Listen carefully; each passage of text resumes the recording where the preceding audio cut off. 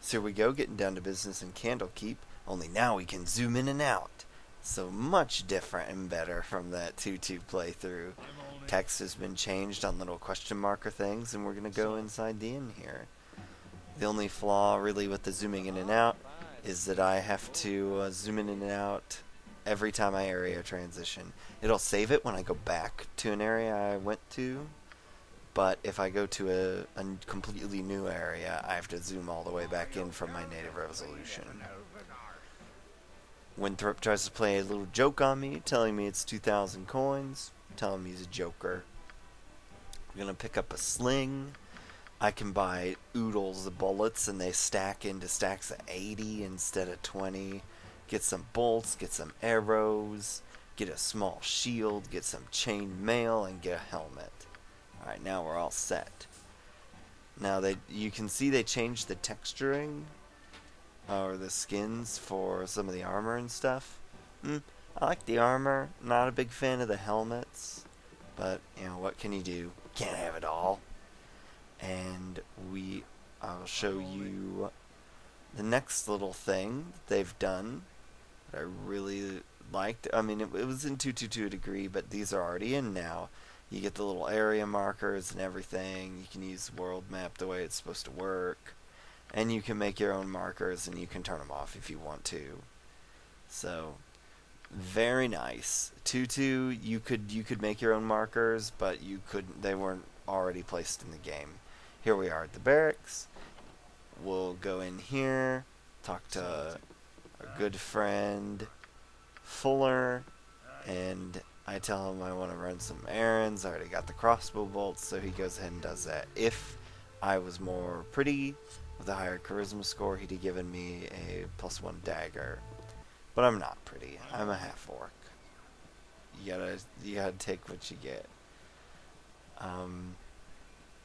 You'll see a couple little things that have changed here from the original game here shortly. I will be abusing the quick save quite a bit because of not wanting to get destroyed and have to load in the autosave, which happened in the previous time I tried to do this, so here we go.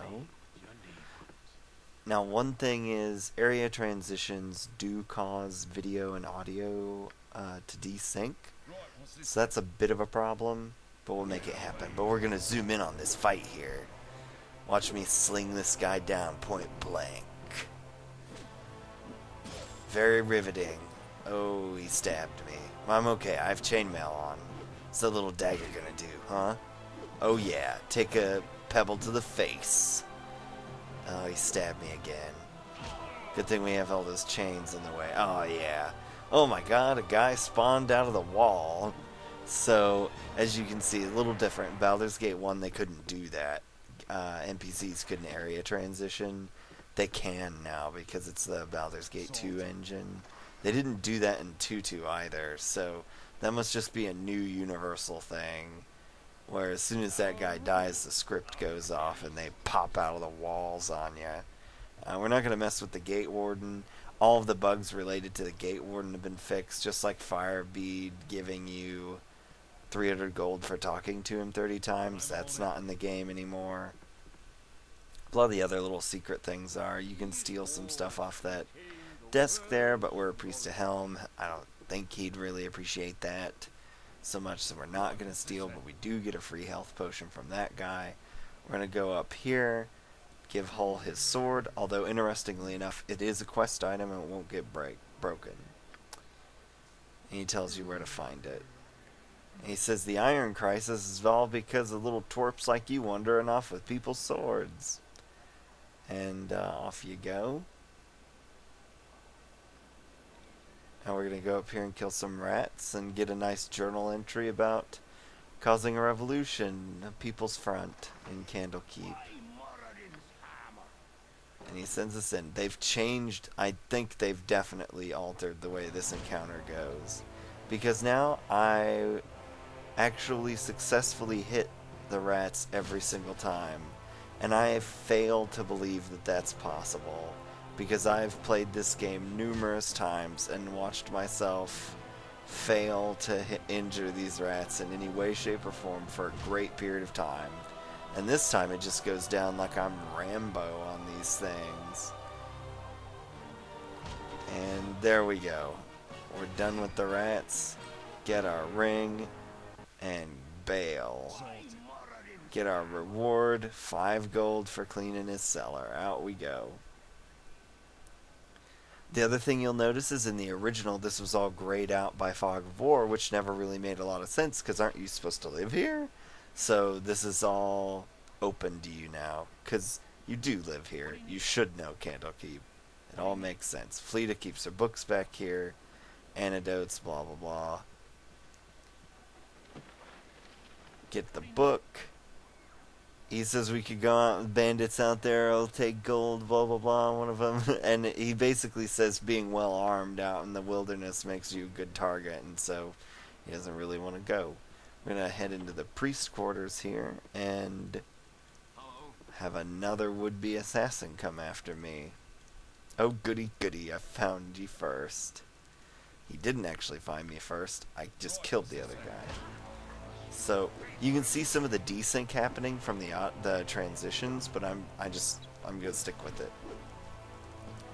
Now, one thing in the first game, the sprites for your character moved a lot more when they were set to attack.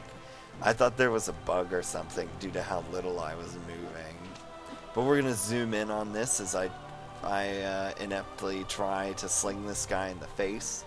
It looks a bit like I'm whipping him, and there he goes. He's down. Take the gold off the table, grab a warhammer. Oh, dude, he must have just crawled out of bed. That makes perfect sense. Alright, yeah, it was just a cat. Don't worry about it. Those are some of your tutors and things. Why he was in the priest quarters, I'll never know. You got some cows here. I'm going to leave them be. Some people kind of go violent on the animals, but we'll leave them be. Here's Flydia. Hello there. Oh, hello, I'm absent-minded and always lose my book. Here's a stone. Maybe Winthrop will give you something for it. Go down here and finish Firebead's little quest, just to talk to Tethtoril. And there's Tethtoril. There you go. But go talk to Gorion as soon as you're done. Some people keep this identify scroll. I'm going to go ahead and turn it in.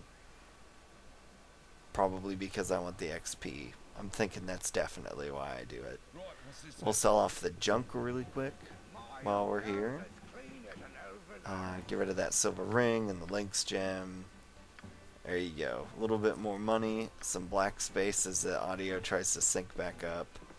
Basically, I have no other way of accomplishing this task.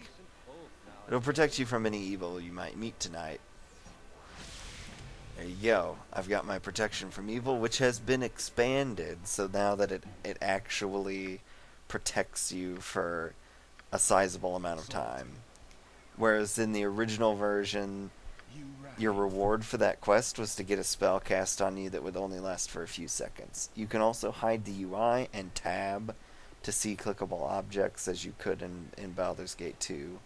Which you could do that in 2.2 also, but you know, it's nice to have it. And the water isn't green. Look at that. Yeah, it's me, Imoen.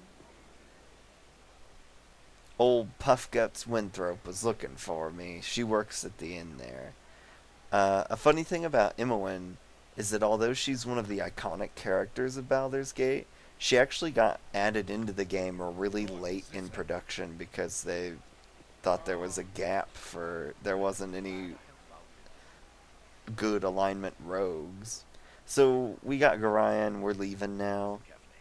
If we ever become separated, it is imperative that you make your way to the Friendly Arm Inn. There you will meet Khalid and Jaheira. They have long been my friends, and you can trust them. And now Gorion doesn't cast the spell on you, this guy does. Who knows who he is, he just appears. I looked there when I was testing this game. So we must find shelter soon. Don't worry. I'll explain everything as soon as there is time. And I'll let this pretty much go down without me talking. We are in an ambush. Prepare yourselves. Receptive for an old man. You know I am here. Hand over your ward and no one will be hurt. Is you resist it shall be a waste of your life. You're a fool if you believe I would trust your benevolence. Step aside and you and your lackeys will be unhurt. I'm sorry that you feel that way, old man. I could use a little patching up. I could use... Now you'll note that there are a lot more characters with Sarevok than there were in the first game, which maybe they just wanted to make Gorion more powerful, but it also delivers a lot more items to you at the start of the game than you normally would have gotten, because now there are those 2 extra bandits, which I appreciate the thought, I guess, but that's a major deviation from the original, and Gorion dies, of course. The dawn is especially cruel this morning. You awake with the realization that you have not been living some horrible dream. Ambushed, you saw Gorion cut down before your eyes, and even his powerful magic could not stop the onslaught. It was his wish that you flee, but that does not remove the feeling of helplessness that now overwhelms you. Hand over your ward, the armored fiend had said. He was after you and you alone, but why? If only Gorion had given some clue. But now you are alone and lost. Candlekeep is near, but you will find no quarter there. The readers pay for their serenity with rather draconian entry rules, and without Gorion's influence, their doors will remain closed. You will not last long And on the your next own 2 without videos legal will be equipment.